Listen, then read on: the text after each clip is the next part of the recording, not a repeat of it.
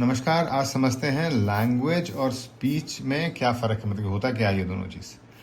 Panchayat panchayat serial में एक scene था जिसमें कि गांव का कोई एक व्यक्ति सचिव जी का मॉनिटर उठा ले जाता है और दूसरे दिन सुबह वापस दरवाजे के बाहर छोड़ जाता है और एक पर्ची छोड़ जाता है जहाँ की लिखा होता है कि मुझे ऐसा लगा कि ये टीवी है। इसका मतलब ये जब मॉनिटर घर लेके गया होगा तो इसमें कुछ नहीं दिखा होगा, कुछ नहीं चला होगा, समझ में नहीं आया होगा कि इसमें क्या है क्या नहीं है। क्यों? क्योंकि मॉनिटर तो सीपीयू के निर्देश पे चलता है, यानी कि जो कंप्यूटर है उसका जो जान है वो है सीपीयू, क्योंकि इसी के अंदर होता है सारा का सारा आपका सॉफ्टवेयर इंफॉर्मेशन।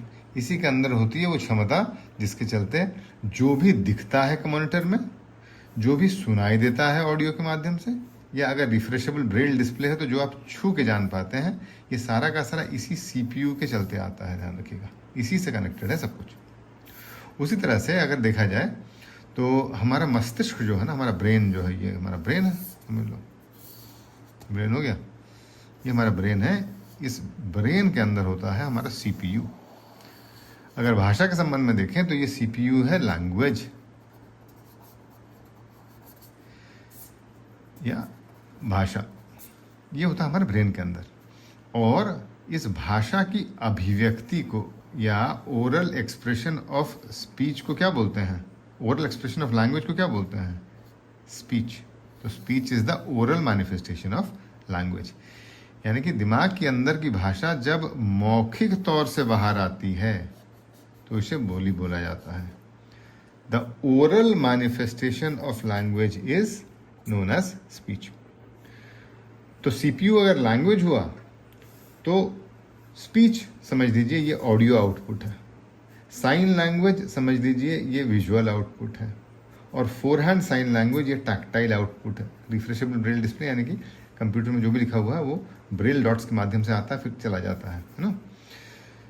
तो स्पीच एंड लैंग्वेज में यही फ़र्क होता है कि भाषा मूल चीज़ होती है जो कि सीपीयू के जैसी है, और जो अलग अलग तरह की अभिव्यक्ति होती है, अगर स्पीच हुआ या बोली हुई, ओरल मैनिफेस्टेशन हुआ तो वो ओरल मैनिफेस्टेशन हुआ भाई, आप सुनाई देता है हमें। अगर साइन लैंग्वेज हुआ तो विजुअल मैनिफेस्टेशन हुआ, और अगर टच से फोर हैंड साइन लैंग्वेज हुआ तो वो रिफ्रेशेबल ब्रेल के जैसा हुआ। तो ये है फ़र्क लैंग्वेज में और स्पीच में। लैंग्वेज को जांचने के लिए हमेशा कोई ना कोई एक माध्यम हमें लेना ही पड़ेगा। भाषा का, भाषा की अभिव्यक्ति की कोई ना कोई माध्यम लेनी पड़ेगी। चाहे आप स्पीच ले लीजिए जिससे कि आप एनालाइज करते हैं लैंग्वेज क्या है, चाहे आप साइन लैंग्वेज ले लीजिए, चाहे आप टैक्टाइल फॉर्म ऑफ लैंग्वेज या ओरल या रिटन फॉर्म ऑफ लैंग्वेज ले लीजिए। भाषा को जांचने के लिए तो कोई ना कोई अभिव्यक्ति का तरीका लगता ही लगता है।